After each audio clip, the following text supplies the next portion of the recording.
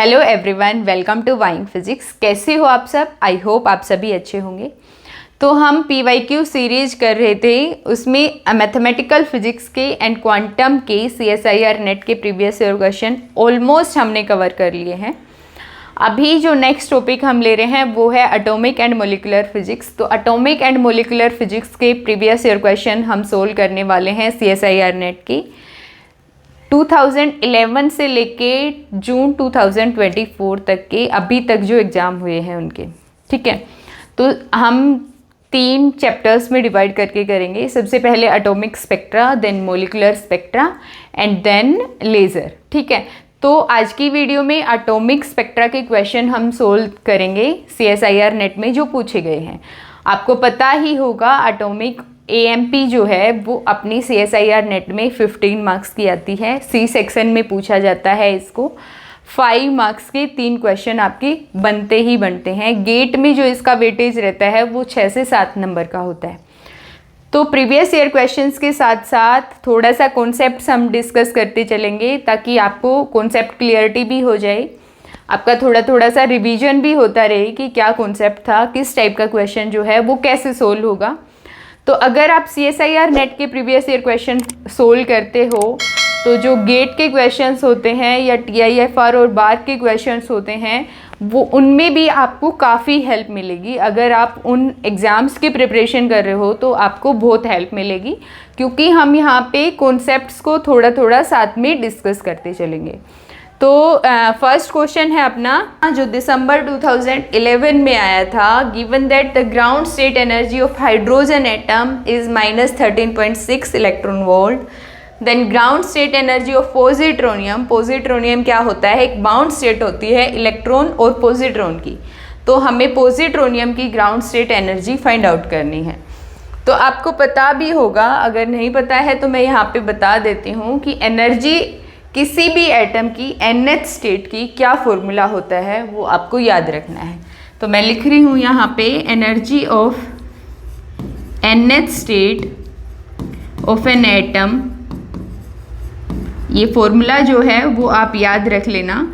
nth state की अगर हम मास करेक्शन लेके चलते हैं तो होता है -μz²e⁴/8 ε0² n²h², जहाँ पे E जो है वो है charge of electron, Z atomic number होगा किसी भी एटम के लिए जिसके लिए फाइंड आउट कर रहे हैं। ε0 आपको पता है, N जो है स्टेट होगी किस लेवल में हम फाइंड आउट कर रहे हैं, H प्लैंक्स कांस्टेंट है।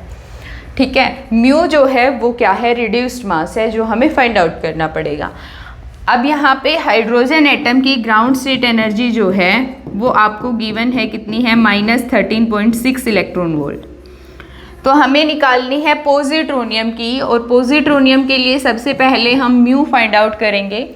तो म्यू जो होता है रिड्यूस्ड मास होता है, उसका फॉर्मूला होता है जो भी अपने पास 2 पार्टिकल्स रहेंगे, किन्हीं भी 2 पार्टिकल के लिए हम फाइंड आउट करेंगे तो m1.m2/m1+m2। यहाँ पे हमारे पास है एक इलेक्ट्रॉन एंड एक पॉजिट्रॉन। इलेक्ट्रॉन और पॉजिट्रॉन दोनों का ही मास क्या होता है, इक्वल होता है, क्योंकि ये क्या है, एंटी पार्टिकल है, सिर्फ चार्ज का डिफरेंस है। तो यहाँ पे क्या आ जाएगा, me आएगा, me²/2me, एक me कैंसिल हुआ, रिड्यूस्ड मास की वैल्यू आ रही है me/2। ठीक है, तो एनर्जी अगर हम फाइंड आउट करें हाइड्रोजन एटम के लिए हमें पता है कितनी है। हाइड्रोजन एटम की टर्म्स में अगर ये एनर्जी हम लिखते हैं nth स्टेट की तो उसका फॉर्मूला क्या होगा, ये तो जनरल टर्म होगी लेकिन इसमें कैलकुलेशन बहुत है। तो जो फॉर्मूला आपको एक्चुअली याद रखना है वो क्या रखना है, -μ/me 13.6 Z²/n²। ये फॉर्मूला जो है वो आपको याद रखना है। तो यहाँ पे वैल्यू हम पुट करेंगे म्यू की, वो क्या है, me/2। Z की वैल्यू हमें पता है कितनी है, 1, क्योंकि पॉजिट्रोनियम जो है वो बाउंड स्टेट है इलेक्ट्रॉन और पॉजिट्रॉन की। एक एटम है जिसमें इलेक्ट्रॉन और पॉजिट्रॉन ही हैं, तो उसके लिए Z की वैल्यू क्या होगी, 1 होगी। ग्राउंड स्टेट निकालनी है तो N की जगह पे 1 रखेंगे, तो क्या आएगा, -μ me/2 1/2 इंटू में 13.6 तो वैल्यू क्या आ रही है हमारी -6.8 इलेक्ट्रॉन वोल्ट। तो जो बी ऑप्शन होगा वो करेक्ट ऑप्शन हो जाएगा। आई होप आपको समझ आया होगा। नेक्स्ट क्वेश्चन है अपना, ये भी दिसंबर 2011 में ही आया था। If a hyperfine interaction in an atom is given by where Se and Sp denote electron and proton spin respectively, तो splitting between 3s1 and 1s0 state is। तो यहाँ पे आपको hyper fine interaction term given है और वो कैसे given है, H is equal to ASE.Sp। तो स्प्लिटिंग इनके बीच में होगी, वो हाइपर फाइन इंट्रैक्शन की वजह से ही स्प्लिटिंग हो रही है। तो उनका एनर्जी डिफरेंस जो है, वो स्प्लिटिंग का डिफरेंस जो है वो कितना है वो हमें निकालना है। मतलब हमें क्या निकालना है, जो दो स्टेट गिवन है उनके लिए H1 and H2 find out करेंगे, दोनों का डिफरेंस देखेंगे कितना आता है। तो यहाँ पे Se.Sp अपने को फाइंड आउट करना है। तो S जो होगा वो अपने पास क्या होगी, टोटल स्पिन होगी। टोटल स्पिन मतलब इलेक्ट्रॉन की स्पिन प्लस प्रोटॉन की स्पिन, ठीक है। ये अपने पास है S। तो अगर S स्क्वायर हम निकालें तो क्या आएगा, Se square plus Sp square plus 2Se.Sp, क्योंकि अपनी टास्क क्या है, spin off electron dot spin off proton find out करना। तो ये हमें फाइंड आउट करना है। तो क्या आ जाएगा, Se.Sp की वैल्यू क्या आती है, 1/2 S square minus Se square minus Sp square, ठीक है। अब S स्क्वायर अगर आप फाइंड आउट करो, आपने क्वांटम में पढ़ा भी होगा, S स्क्वायर का फॉर्मूला क्या होता है, वहाँ पे L स्क्वायर का भी फॉर्मूला हम देखते हैं। तो वो होता है S into S plus 1 H cross square. S निकालते हैं मैग्नीट्यूड, तो स्क्वायर रूट आता है और यहाँ पे H क्रॉस होता है। Similarly Se square and Sp square का होगा। तो ये वैल्यूज आपको पुट करने, यहाँ पे आपको दो स्टेट गिवन है 3s1 एंड 1s0। तो 3s1 के लिए मल्टीप्लिसिटी आपको गिवन है, स्पिन मल्टीप्लिसिटी वो कितनी है 3, और स्पिन मल्टीप्लिसिटी क्या होती है 2s plus 1 is equal to 3। तो यहाँ से s की वैल्यू क्या आती है, 1/2 आती है, ठीक है। तो s की वैल्यू अगर हम रखते हैं 1/2 नहीं 1 आएगी। अगर s की वैल्यू हम रखेंगे 1 तो स्पिन मल्टीप्लिसिटी आ गई 3, और यहाँ पे 1s0 के लिए s की वैल्यू कितनी आ रही है 0। तो स्पिन 1 और स्पिन 0 के लिए जो दो स्टेट है हमारी, उनके बीच में स्प्लिटिंग कितनी है वो हमें फाइंड आउट करनी। तो H1 हम कैसे फाइंड आउट करेंगे, ASE.Sp हमें निकालना, तो A/2 आ जाएगा, फॉर्मूला यूज करेंगे। S की वैल्यू हम पुट करेंगे, S की वैल्यू कितनी है 1। Spin off electron and spin off proton आपको पता है कितनी होती है 1/2। तो यहाँ पे 1 इंटू में 1 plus 1 H cross square minus 1/2 plus 1 H cross square minus 1/2 into 1/2 plus 1 H cross square. तो वैल्यू कितनी आ रही है A/2, H क्रॉस स्क्वायर भी हमने कॉमन ले लिया, 2 माइनस 3/4 माइनस 3/4। तो 2 माइनस 3/2 वैल्यू कितनी आएगी 1/2। तो यहाँ पे वैल्यू आएगी H क्रॉस स्क्वायर बाई 2 तो था ही, 3/4 और 3/4 ऐड होंगे 3/2, 2 माइनस 3/2 से वैल्यू आती है हमारी 1/2। तो A/4 H क्रॉस स्क्वायर जो वैल्यू आई वो H1 की आई। आई होप आपको समझ आ रहा होगा कि कैसे हम निकाल रहे हैं। Se.Sp की जो ये वैल्यू थी वो हमने यहाँ पे पुट करी है। Se स्क्वायर का फॉर्मूला क्या होगा, S spin off electron plus 1 into में H cross square. Spin off electron होती है 1/2, स्पिन ऑफ प्रोटॉन जो होती है वो भी होती है 1/2। तो फॉर्मूले में हमने वैल्यूज पुट करी हैं।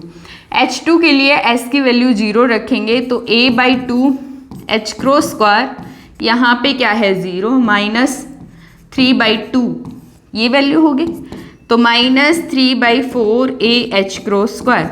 अब हमें फाइंड आउट क्या करना है, H1 माइनस H2। टू हमें स्प्लिटिंग निकालनी है दो टर्म्स की। हाइपर फाइन इंटरेक्शन से जो स्प्लिटिंग हुई है दोनों टर्म्स में, उनका जो एनर्जी डिफरेंस है वो कितना आ रहा है, ठीक है। तो वो कितना आ रहा है, a/4 h cross square minus minus sign है plus 3/4 a h cross square. तो वैल्यू अपने पास क्या आएगी, a h क्रॉस स्क्वायर। तो जो बी ऑप्शन होगा ना वो अपना करेक्ट ऑप्शन हो जाएगा। तो नेक्स्ट क्वेश्चन है अपना, ये भी दिसंबर 2011 में ही आया था। The ratio of intensities of the D1 and D2 lines of sodium at high temperature is. तो D1 और D2 लाइन सोडियम के लिए क्या होती हैं, सबसे पहले तो आपको ये पता होना चाहिए। तो अगर सोडियम की स्पेक्ट्रोस्कोपिक टर्म्स हम फाइंड आउट करते हैं, सोडियम के लिए एटॉमिक नंबर होता है 11। कैसे कॉन्फ़िगरेशन होता है, 1s2 2s2 2p6 and 3s में 1 इलेक्ट्रॉन होता है। तो स्पेक्ट्रोस्कोपिक टर्म जो ग्राउंड स्टेट की आएगी वो क्या आएगी, 1 इलेक्ट्रॉन होता है s स्टेट में। तो स्पिन की वैल्यू हुई हाफ, l की वैल्यू कितनी हुई 0 एंड j की वैल्यू क्या हुई हाफ। तो स्पेक्ट्रोस्कोपिक टर्म क्या आई, 2s + 1 से वैल्यू आई अपने पास 2 एंड l 0 है तो s एंड j की वैल्यू पुट करेंगे 1/2। तो ग्राउंड स्टेट स्पेक्ट्रोस्कोपिक टर्म है 2s 1/2। लेकिन हाई टेम्परेचर की हम बात कर रहे हैं तो सोडियम का जो लास्ट इलेक्ट्रॉन है वो एक्साइट हो जाएगा 3p1 में। तो 3p1 के लिए जो स्पेक्ट्रोस्कोपिक टर्म्स आएंगी वो कौन कौन सी आएंगी, वो आएंगी हमारी 2p 3/2 एंड 2p 1/2, ठीक है। अब हाई टेम्परेचर पे सोडियम का जो इलेक्ट्रॉन है वो इन स्टेट में है। अब इन स्टेट से वो ट्रांजिशन करेगा ग्राउंड स्टेट पे, तो हमें मिलेंगी D1 एंड D2 लाइंस। तो उनकी इंटेंसिटी क्या होगी वो हमें बतानी है। तो D1 लाइन की अगर हम बात करें तो वो हमारी कौन सी होगी, जब 2p 1/2 से ट्रांजिशन होगा 2s 1/2 में। D2 लाइन हमें मिलेगी जब 2p 3/2 से ट्रांजिशन होगा 2s 1/2 में, ठीक है। तो इन दोनों की हमें इंटेंसिटी रेशियो फाइंड आउट करना है D1/D2। तो सबसे पहले तो इंटेंसिटी की मैं बात करूं तो इंटेंसिटी क्या होती है, प्रोपोर्शनल होती है 2j + 1 से, ठीक है। अब इंटेंसिटी ID1 अगर मैं फाइंड आउट करूं डिवाइडेड बाय ID2 करती हूँ तो वो क्या आएगा ratio, 2j1 + 1 divided by 2j2 + 1। और J1 और J2 हम कौन सा लेंगे, जहाँ से अपना ट्रांजिशन हो रहा है, ठीक है। तो जहाँ से ट्रांजिशन हो रहा है, जिस स्टेट से ट्रांजिशन हो रहा है वो हमारी J की वैल्यू हमने लेनी है। तो J की वैल्यू हम पुट करेंगे 1/2 D1 के लिए, तो यहाँ पे वैल्यू आएगी 2 और यहाँ पे वैल्यू आएगी 4। तो रेशियो जो आता है वो क्या आता है, 1:2। दैट इज डी ऑप्शन जो है वो अपना करेक्ट ऑप्शन होगा। नेक्स्ट क्वेश्चन जो दिसंबर 2011 में ही पूछा गया था वो क्या है, an atom of mass m can be excited to a state of mass m + delta by photon capture, the frequency of a photon which can cause this transition is. ये कह रहा है कि एक एटम जो है उसका मास m है, उसको एक्साइट कर दिया उसकी स्टेट से, और जहाँ पे उसका मास कितना हो जाता है m + डेल्टा, जब उसने एक फोटोन को कैप्चर किया। तो जो फोटोन उसने कैप्चर किया है उसकी हमें क्या बतानी है, फ्रीक्वेंसी बतानी है। तो यहाँ पे हम यूज करने वाले हैं conservation of energy and conservation of momentum का। जब एटम जो था वो ग्राउंड स्टेट में था, उसने कोई भी फोटोन कैप्चर नहीं किया था, तो हमारे पास क्या था, एक एटम था एंड एक फोटोन था। तो एटम की एनर्जी क्या थी, mc², क्योंकि एटम जो था वो किस पे था, रेस्ट पे था उस केस में, ठीक है, प्लस hν फोटोन की एनर्जी। जब उसने फोटोन को कैप्चर कर लिया तो मास चेंज हो गया m + डेल्टा से, और अब एटम जो है वो एक्साइटेड स्टेट में है। तो एक्साइटेड स्टेट में हम यूज करने वाले हैं रिलेटिविस्टिक एनर्जी का। तो m + डेल्टा² m² इंटू में c⁴ + p² c² और इसका क्या होगा स्क्वायर रूट। तो तो ये इक्वेशन हमें सोल्व करनी है जहाँ पे P जो है वो मोमेंटम है उस एटम का और वो कितना है hν/c। तो इसका स्क्वायर करेंगे हम बोथ साइड, तो क्या वैल्यू आती है m²c⁴ plus h²ν² plus 2mc² hν is equal to क्या होगा, ये स्क्वायर जो है वो ओपन करेंगे m²c⁴ plus del square c⁴ plus 2m∇ c⁴ plus p² p की वैल्यू हम पुट करेंगे कितनी h²ν² और c² से c² कैंसिल हो जाएगा। तो बोथ साइड ये टर्म जो है वो कैंसिल आउट हो रही है। तो यहाँ पे बच रहा है 2mc² hν is equal to del square c⁴ plus 2m∇ c⁴। तो हमें निकालनी है न्यू की वैल्यू। न्यू की वैल्यू क्या आएगी, इस टर्म में से अगर मैं डेल c⁴ कॉमन लेती हूँ तो हमारे पास बचता है डेल प्लस 2m और डिवाइड में आएगी ये वाली टर्म, तो डिवाइड में क्या आएगा 2mc² c² से ये कैंसिल होगा, ऊपर बचेगा c²। तो न्यू की वैल्यू क्या आ रही है del c²/2mh del plus 2m। Option से आप मैच करोगे तो जो डी ऑप्शन है वो अपना करेक्ट ऑप्शन हो जाएगा। तो फोर्थ क्वेश्चन जो है सिमिलर क्वेश्चन आपका जून 2024 में भी पूछा गया है। ये एक बार फिर से मैं डिस्कस कर देती हूँ। क्या गिवन है कि एटम का मास जो m है, अब वो एक्साइटेड स्टेट में चला गया फोटोन को कैप्चर करके, अब उसका मास कितना है m+Δ। तो जो फोटोन उसने कैप्चर किया उसकी फ्रीक्वेंसी हमें बतानी थी। तो यहाँ पे हम यूज कर रहे हैं law of conservation of energy and momentum का। तो क्या हुआ है, एटम जो था उसने फोटोन कैप्चर किया, फोटोन की एनर्जी है यहाँ पे hν, ठीक है। एटम जो था वो एक्साइटेड स्टेट में चला गया, अब उसकी एनर्जी जो होगी वो होगी एक्साइटेड स्टेट की एनर्जी यहाँ पे थी उसकी रेस्ट मास एनर्जी mc²।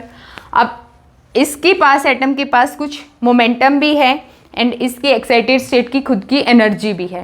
तो कंजर्वेशन ऑफ एनर्जी हम लगा रहे हैं, तो यहाँ पे क्या है hν फोटोन की energy plus rest mass energy atom की, एंड हेयर हम यूज कर रहे हैं रिलेटिविस्टिक एनर्जी का फॉर्मूला। क्यों? क्योंकि एटम के पास क्या है मोमेंटम भी है और उसने फोटोन कैप्चर किया है, तो फोटोन जो है वो ट्रेवल करता है स्पीड ऑफ लाइट से। तो यहाँ पे डिस्कशन जो होगा वो रिलेटिविटी में होगा, तो रिलेटिविस्टिक फॉर्मूला हमने यूज किया है। अब एटम की जो एनर्जी हुई, क्योंकि उसका मास चेंज हो गया है m+Δ से, तो उसकी एनर्जी क्या आ जाएगी m² इंटू में c⁴, ठीक है। m² c⁴ होता है प्लस p² c²। अब p की अगर हम बात करें तो मोमेंटम उसने क्या गेन किया है, मोमेंटम जो फोटोन का है वो कितना आएगा। अगर law of conservation of momentum भी हम यहाँ पे यूज करेंगे तो क्या आएगा, इसका मोमेंटम है अपना hν/c, इसका मोमेंटम ये तो 0 पे है, रेस्ट पे है, प्लस अब इस एटम के पास जो एक्साइटेड स्टेट में है उसके पास खुद का कुछ मोमेंटम है, उसको हम बोल रहे हैं p।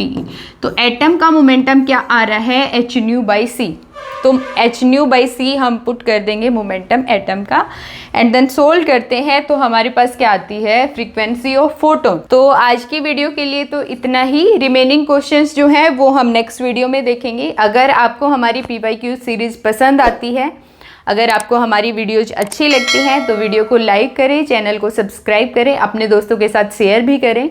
तो मिलते हैं नेक्स्ट वीडियो में।